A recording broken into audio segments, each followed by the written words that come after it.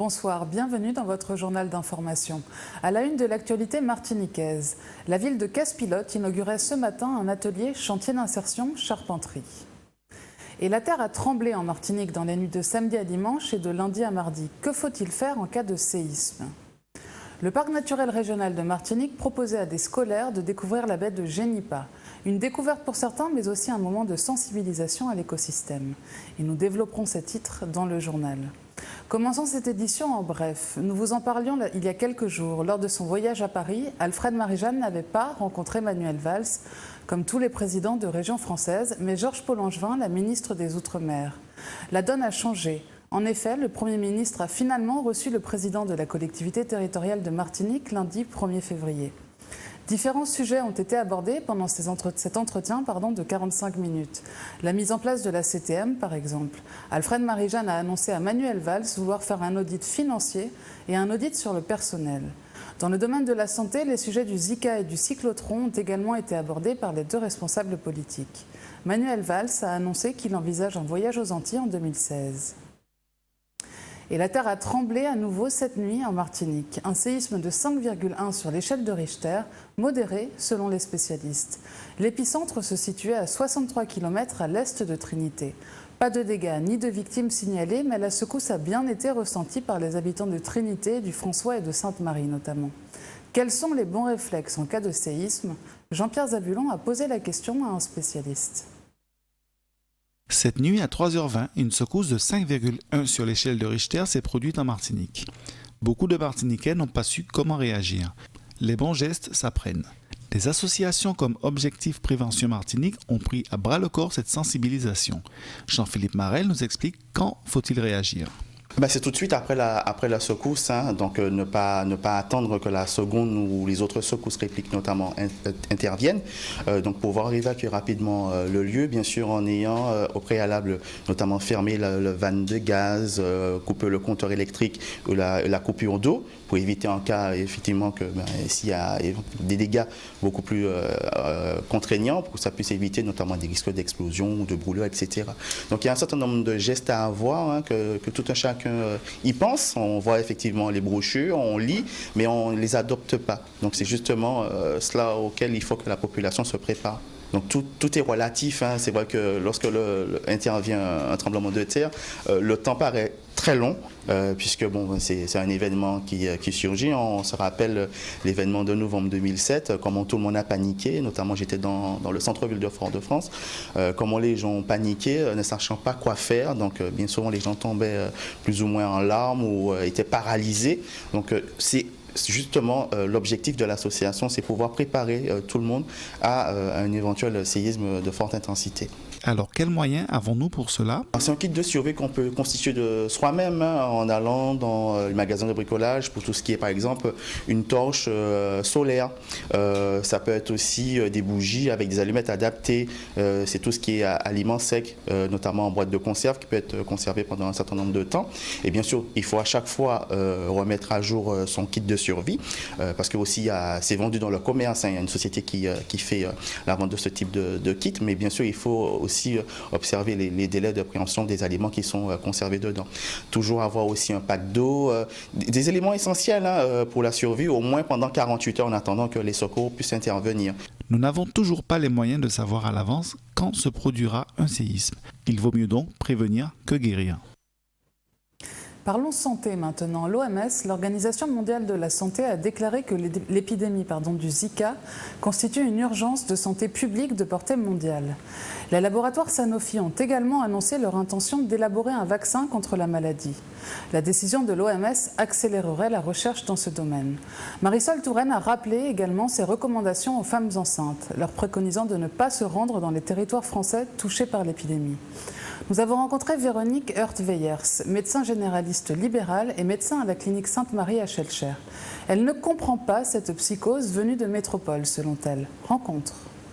J'ai déjà été contactée par des journalistes pour cette psychose qui vient d'Europe et dont on se demande pourquoi elle a lieu. Les conséquences pour les femmes enceintes existent, mais elles existent, mais les surveillances peuvent aussi exister et on n'en est pas du tout là, quoi. Je veux dire, c'est un marteau-piqueur pour écraser une mouche. Nous sommes dans un pays où l'avortement est encore un droit et dont on peut bénéficier si on ne veut pas accoucher d'un enfant microcéphale, parce que les conséquences pour la vie c'est quand même désolant. Mais il y a des solutions. Et puis il y a la prévention en amont, anti-moustique, qui serait bien d'organiser aussi, mais avec autre chose que des produits chimiques et des produits encore plus toxiques que le virus. À terme, donc ça serait mieux de proposer des préventions écologiques et d'y réfléchir pour éviter ces épidémies successives de virus liées toujours au même moustique. Ceci dit, il y a du Zika en France. Hein. Alors, nous ne sommes pas les seuls à subir ce type de problématique. Ailleurs, le député Serge Letchimy a interpellé la ministre de la Santé au sujet de la lutte contre le Zika. Il demande notamment l'envoi de renforts pour éradiquer les gîtes larvaires en Martinique. Parlons environnement et éducation à présent. Ce matin, le parc naturel régional de Martinique invitait des lycéens à visiter la baie de Génipa et sa mangrove. Un moment pour sensibiliser les jeunes à l'environnement et son écosystème. Priscilla Hippolyte a suivi une classe de terminale du lycée Frantz Fanon de Trinité. Reportage. À l'occasion de la Journée mondiale des zones humides, le parc naturel régional de la Martinique a mené des actions de sensibilisation et de valorisation de l'écosystème auprès des jeunes étudiants à travers une visite en bateau sur les baies de Génipa. Le programme de la journée consiste à faire découvrir au grand public les zones humides, puisque nous sommes le 2 février, donc date qui est consacrée à la découverte des zones humides et au respect surtout à la protection des zones humides à travers le monde. Et donc le parc naturel régional de la Martinique, en partenariat avec l'ODE, l'Office départemental de l'eau, a décidé donc de faire découvrir au grand public et particulièrement à des scolaires les zones humides et donc la mangrove de la baie de Génipa, donc on va dire de la baie de Fort-de-France pour être plus large. Et donc l'idée c'est de leur faire découvrir toute la richesse de cet environnement, de cet écosystème, tant floristique que faunistique, de façon à ce que les uns et les autres se sentent concernés par la protection de ces milieux et deviennent de vrais acteurs de la protection de l'environnement. Ce matin, il y a eu un premier groupe qui était totalement enchanté dans la mesure où c'était la première fois qu'ils allaient dans la mangrove. Tout le monde en a entendu parler, tout le monde a vu des reportages sur la mangrove, mais personne n'a vraiment jamais mis, si j'ose dire, les pieds dans la mangrove. Et donc ce matin, grâce au bateau qui rentre véritablement, je dirais, dans les petits chenaux qui pénètrent à l'intérieur de la mangrove, ils étaient vraiment ravis. On a eu quand même pas mal de questions. Et donc c'est tout bénéfice, je dirais, à la fois pour les Martiniquais qui découvrent leur île, et puis c'est aussi tout bénéfice pour ceux qui, comme moi, prônent une vraie gestion et protection de l'environnement naturel. On a appris beaucoup de choses, par exemple comment les palétuviers fonctionnent, leur manière de respirer et tout ça. On a beaucoup appris sur la diversité de la mangrove, que c'est un lieu à protéger, qu'on replante de la mangrove justement pour se protéger des tsunamis.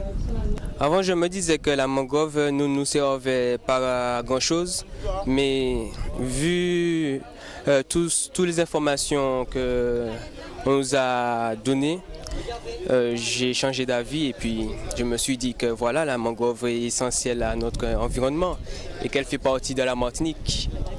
Oui, je me sens plus concernée puisque nous faisons partie de la génération future avec tous les bâtiments qui apparaissent chaque jour et la destruction de la mangrove avec le sentiment de devoir la protéger de plus en plus, donc se sent de plus en plus concernés, oui.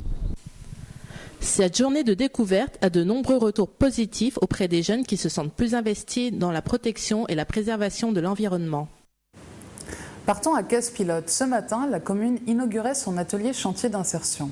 Un atelier dont l'objectif est l'apprentissage du métier de charpentier par la construction de kiosques en bois sur le front de mer. Kiosques qui seront investis par les commerçants ambulants actuellement installés à l'entrée de la ville. Un reportage de William Zali. Dans le cadre d'une réalisation d'un projet d'insertion d'un an, construction de kiosques sur le front de mer, la commune de Casse-Pilote a fait appel à AB Stratégie qui offre l'opportunité à 12 de ses employés qui sont tous pilotins du Nord. Le but de ce projet, c'est de permettre aux salariés à l'issue de l'atelier chantier d'insertion d'être des salariés polyvalents du BTP. Ils vont y apprendre la menuiserie, la charpente, la couverture et donc ils auront la capacité d'intervenir dans différents corps de métier du BTP. Moi je serai comme tous les employés, employés polyvalents du chantier d'insertion. Ce n'est pas le premier, j'ai déjà été manœuvre sur plusieurs chantiers, donc ça m'a inspiré de venir me présenter à cette société. Avec le chômage qui existe en Martinique, c'est une bonne chose pour nous et surtout pour les pilotins de Casse-Pilote. Bon, on l'a sur un an, bon, c'est déjà une bonne chose. Bon, on l'a accepté, mais puis après on verra par la suite, quoi. Je touche un peu à tout. Mais j'étais plus sur la pêche. Maintenant, bon, c'est ce qu'il y a. Comme on dit, il n'y a pas de sous-métier. On accepte tout ce qu'il y a. J'étais déjà dans le bâtiment, mais là, à utiliser les matériaux de charpentier et tout, donc ça va changer. Mais au terme de ce projet, que deviendront ces employés? À la fin des 12 mois de contrat avec AB Stratégie, ils seront réorientés vers soit d'autres structures d'insertion, ce qu'on appelle des emplois de transition, mais aussi vers de la formation, puisqu'ils auront acquis, je dirais, des compétences qu'ils pourront mettre au service d'autres entreprises ou, je dirais, d'autres structures. Et puis également, ils seront voués à rechercher, je vais dire, un emploi dans d'autres structures. C'est-à-dire que durant les 12 mois, nous élaborons un projet professionnel. Et c'est ce projet professionnel qui va leur permettre justement, après les 12 mois, de trouver un autre emploi ou d'aller en formation. C'est-à-dire que le projet professionnel peut être tout autre que le support technique choisi en AC. Aujourd'hui, ils sont ouvriers polyvalents du BTP, mais ils peuvent avoir des projets professionnels qui sont soit dans la pâtisserie, dans l'élagage, l'aménagement paysager. Le but pour nous est vraiment de leur permettre de concevoir ce projet professionnel et après de pouvoir le mettre en pratique. Oui, satisfait pour les jeunes. Satisfait pour les jeunes.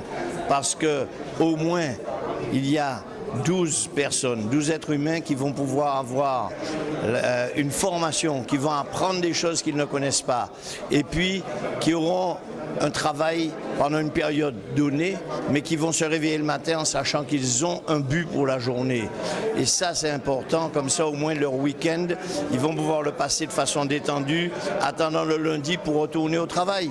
Je suis persuadé que quand ils sortiront du chantier d'insertion, il y aura du travail en CDI, c'est-à-dire du travail à longue durée sur la commune pour eux. 2 kiosques qui verront le jour à ces emplacements. Un peu de sport. Hier soir, le championnat de Martinique de volley-ball masculin s'est poursuivi. Les équipes ont joué le match en retard mais sans difficulté. Un reportage de Manuela Montlouis.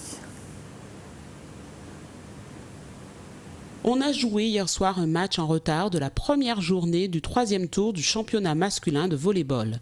L'Éveil des Trois-Îlets, le leader, a facilement battu la Lanterne Rouge, l'Éclair de Rivière-Salée en 3-7 à 0, 25 à 9, 25 à 17 et 25 à 11. Une victoire qui a été, on va dire, relativement simple, avec un match où on sait que l'échéance approche au niveau des playoffs. Le plus important, c'était pour nous la victoire, ce qui a été fait. Et le plus important pour nous, c'est de préparer les matchs qui suivent pour qu'après, on puisse être performant pour les playoffs qui arrivent en avril. On est dernier du championnat, ils sont premiers, ils préparent les phases finales. On a fait face à une très belle équipe. Et nous, on n'a pas trop démérité, on est en construction, ça avance petit à petit, on est en construction. Et on espère progresser à l'avenir afin de faire des prestations un peu plus honorables que ce soir. Voilà, c'est 3-0, bon, c'est dur à encaisser, mais on continue de travailler. Le volley-ball en Martinique se porte bien et d'autres matchs des championnats masculins et féminins sont prévus ce week-end. Les images ont été réalisées par Clément Marageau. L'Union du Carnaval martiniquais présentait l'élection des reines du Carnaval 2016 dimanche dernier au Grand Carbet du parc Aimé-Césaire à Fort-de-France. Un après-midi dans la tradition carnavalesque où la reine du Carnaval, la mini-reine et bébé travesti ont été élus. Un reportage de Manuela Montlouis. Dimanche, sous le grand carbet du parc culturel Aimé-Césaire, s'est déroulée l'élection de la reine et de la mini-reine du Carnaval de Martinique. 15 communes ont présenté des candidates qui ont rivalisé d'originalité. Caroline et Karen de Sainte-Luce sont respectivement reines et mini-reines de Martinique. Je ressens beaucoup d'émotions et je remercie à toutes les personnes qui étaient là pour m'aider, jour et nuit. On était là au petit matin, à continuer à coller et à être là aujourd'hui. Je remercie tous ces gens et je remercie le public aussi d'avoir été là, de m'avoir soutenu. Que j'ai gagné, que Sainte-Luce a gagné, je suis contente de ma ville. Le public a répondu présent. Les candidates ont travaillé avec leur staff, avec leur équipe. Les candidates ont vraiment bien travaillé puisque vous avez vu les résultats, vous avez vu les travestis. Tout ça, c'est génial, c'est magnifique. Nous avons reçu la visite avec surprise, la visite d'un des responsables du Carnaval de Paris. Ça nous a fait vraiment plaisir. Nous sommes d'ores et déjà invités par le Carnaval de Paris, donc le Carnaval tropical de Paris. Vous pourrez admirer toutes ces reines au cours des prochains jours gras. Elles prendront plaisir à défiler dans leurs plus beaux atours. Une rencontre pour terminer cette édition. William Zali s'est intéressé aux chauffeurs de taxi-vélo que nous croisons quotidiennement sur le Malécon à Fort-de-France. Il y a rencontré Sabrina, qui propose aux touristes une visite guidée de la ville. Rencontre. Visiter la ville de Fort-de-France à moindre coût est possible, mais encore en véhicule écologique. Samedi dernier, nous avons croisé Sabrina dans une des rues de la ville. Alors Sabrina, est-ce que tu peux nous parler de cette façon de promener les touristes à Fort-de-France? Oui, une façon éco, une façon non polluante, avec une vue panoramique. Mais finalement, tu fais semblant de pédaler alors? Non, il faut pédaler pour aider la batterie. Combien ça coûte de faire le tour de Fort-de-France avec toi? 10 €. Quel circuit que tu fais? Je fais le circuit du Fort Saint-Louis. Il visite les monuments de Fort-de-France, comme la cathédrale, la librairie. Il faut avoir, de bonnes conditions physiques, un bon casier judiciaire, savoir surtout parler anglais. Chaque fois qu'il y a un bateau, tu travailles en fait? Oui, voilà, c'est bien ça, oui. Et aussi, c'est pas uniquement pour les touristes, c'est pour les locaux aussi. D'accord. Oui. Donc si je veux faire le tour de Fort-de-France, par exemple, je peux faire comme ça, je monte, je m'assieds. Et puis tu me promènes comme ça, tu me fais connaître Fort-de-France. Voilà, oui, c'est bien ça, oui, fais tout autour de Fort-de-France, tu visites la ville autrement, avec notre moyen de transport innovant et écologique. Un nouveau moyen de visiter la ville de Fort-de-France. C'est écolo, ça ne pollue pas. Et ça permet en même temps à Sabrina de faire du sport, de muscler ses jambes qui sont déjà très musclées. En plus, voilà. Donc je vous conseille vivement de venir, de demander pour Sabrina et de faire un tour dans ce moyen écologique.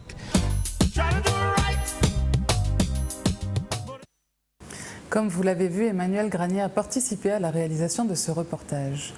C'est la fin de cette édition. Merci de nous avoir suivis. Retrouvez dans un instant les informations nationales et internationales avec Euronews. Et à 20h30, comme chaque mardi, retrouvez votre émission Libre Antenne. Passez une agréable soirée sur Zouk TV. À demain.